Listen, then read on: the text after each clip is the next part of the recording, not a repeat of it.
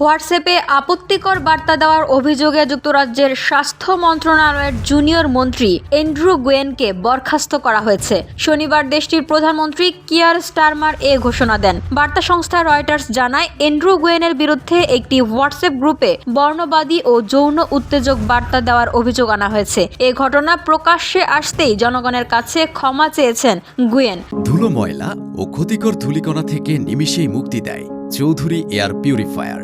এর শক্তিশালী সাকশন ঘরের কোনায় কোনায় লুকিয়ে থাকা সকল ধুলা টেনে ফিল্টার করে এবং বের করে আনে নির্মল ও স্বাস্থ্যকর হাওয়া।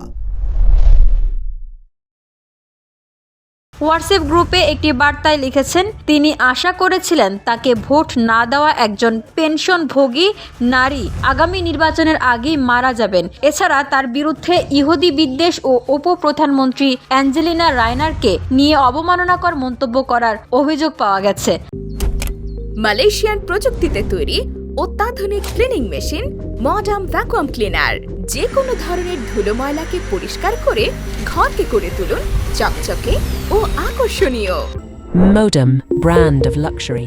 গত রোববার যুক্তরাজ্যের দ্য মেইল পত্রিকা হোয়াটসঅ্যাপ গ্রুপে অ্যান্ড্রু গুয়েনের দেওয়া বার্তা নিয়ে একটি প্রতিবেদন প্রকাশ করে। এরপরই শনিবার তাকে বরখাস্তের সিদ্ধান্ত নেন যুক্তরাজ্যের প্রধানমন্ত্রী। এদিকে হোয়াটসঅ্যাপে আপত্তিকর বার্তা দেওয়ার অপরাধে ক্ষমা চেয়েছেন অ্যান্ড্রু গুয়েন। সামাজিক যোগাযোগ মাধ্যম এক্সে তিনি লেখেন, আমি আমার মন্তব্যের জন্য গভীরভাবে অনুতপ্ত। আমি যে কোনো অপরাধের জন্য ক্ষমা প্রার্থী।